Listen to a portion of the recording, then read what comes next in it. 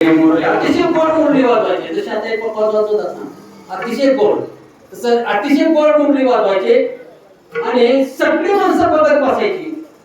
त्यावेळेला एक गोपिका म्हणते, काढवा तू कमीत कमी मी स्वयंपाक करत असताना बासरी वाजवतो.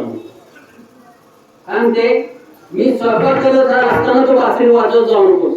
मूळ हा रंजन समय मा करू, तू बासरी वाजवत जाऊ नकोस. भगवान म्हणजे काय, बासरी माझी वाजवणार आणि तुझ्या बापात काय जाते. जसे ट्रॅक्टरवाल्याला आपण म्हणतो ना, जरा आवाज कमी काढ. माझं घर रस्त्याच्या बाजूलाच आहे. ती मुलं शाळेत वगैरे त्यांचे परीक्षा चालू असले ते ट्रॅक्टरवाल्याचा मोठ्याने आवाज असतो. त्यांना म्हणा आवाज जरा थोडा आवाज कमी ठेवण्याचा बंद करा. ते म्हणतात का, ट्रॅक्टर माझा, रस्ता माझा, रस्ता सरकारचा, तुमच्या बापात काय जाते. तेरे चूप मेरे चूप, त्याला इलाज नाही. बाबा म्हणले बासरी माझी आहे, तुला काय फरक पडतो. त्यावेळी ती गोपिका म्हणते, तुझी बासरी वाजल्यानंतर माझ्या चुलीच्या डाकांना पाजर फुटतो आणि ती चूल विजून जाते. सासू माझ्या अंगावर ते धाव येते, म्हणून बासरी वाजवू नको. ती लोक पावलेली बासरी कधी युगामध्ये ज्ञानोबराय तुकोबांच्या मुखातून वाजायला लागली.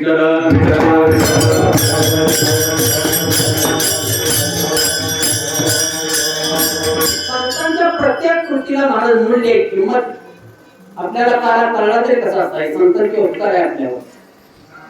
काय सांगू आता संतांचे उपकार निरंतर केले उपकार सांगो मी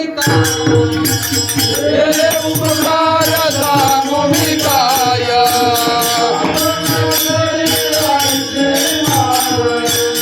आपण करे ऐके हाय.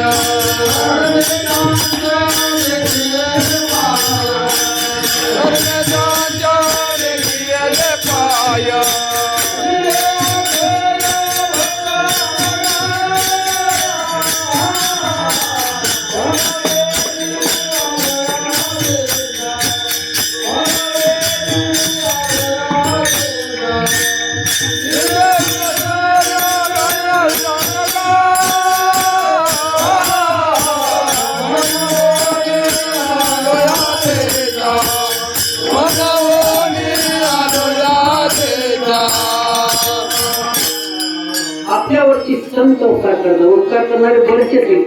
संतांच्या उपकारातून आपण उतराय होऊ शकत नाही.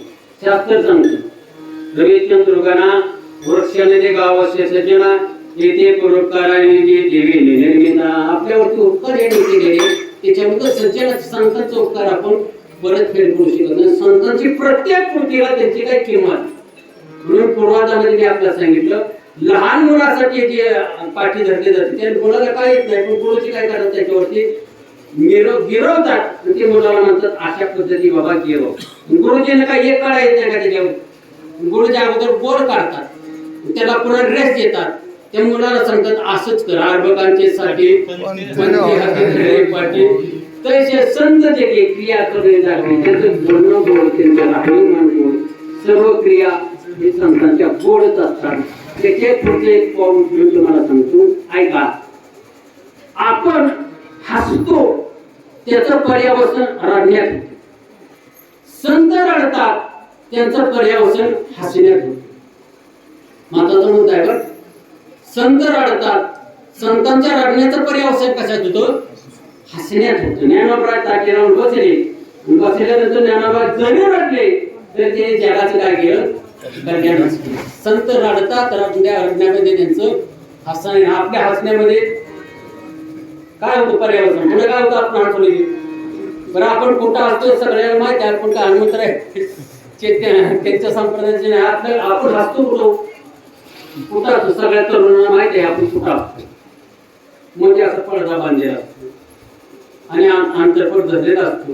तिकडे मामा उभे असतात, परत मुलगा आणि मुलगी अशी उभी असते आणि काका त्यांना बरंच सांगत असतात. वधूवरान करिता दोघे करावी मुगी वाजंत्रे बहुगण बनान करणे पुण्यात. मी काय लग्न मी काय करतो कीर्तनामध्ये मंगळ असते म्हणून घेतो कुठं चान्स भेटायचे आणि मग लग्नात कोण म्हणूनच घेतो. तू बाजूला चला, तुला काय जमत नाही. एका लग्नात असे 4 कीर्तन जर आम्ही एकत्र आलो आणि मला जेवढं मंगळ असतं की याच्यात काय 2-3 वाजते ते म्हणून बसले. आता म्हणून बसले माझ्या वाट्याला काय सांगा बरं, माझ्या वाट्याला काय.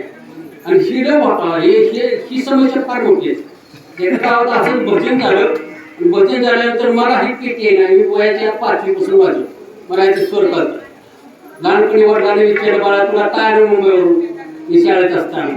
त्याने मी सांगितलं वडिलांना मला खाऊ नको काय नको आणायला, मग मला पेटी आणा पेटी. मला त्याचे स्वर कळतात पूर्ण संपूर्ण, 5वी पासून वाजवतोय, त्याच्यामुळे मला पेटी असली की बरं वाटतं. आणि ते म्हणजे महाराज कसा पेटी वाजवायला